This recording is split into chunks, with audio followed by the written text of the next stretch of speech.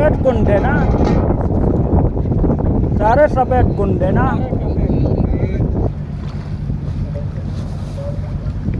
हमारे लतीफ भाई को आए।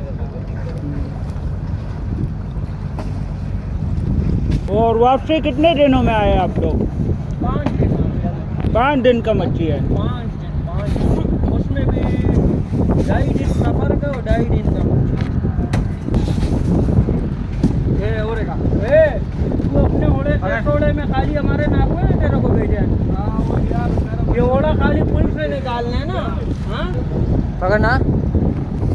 लतीफ भाई आखिरी सत्ता था ना, आखिरी है।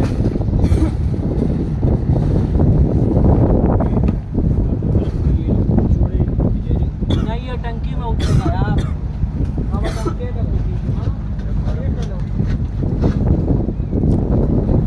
हाँ मेरे सफेद कुंड कितने दाने?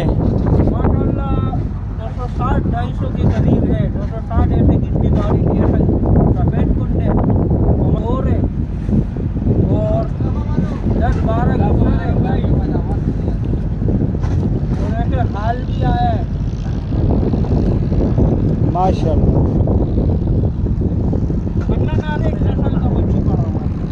सफेद कुंड भी सही है माशाल्लाह से बड़े। गिस्सर भी है, दिखाओ गिस्सर का वीडियो। ये गिस्सर लगे हुए, कुछ इधर नीचे लगे हुए गिस्सर, वो कुछ गिस्सर अभी आ रहे हैं। बर्फ के जगह भी थोड़ा बर्फ है, इसका मार है,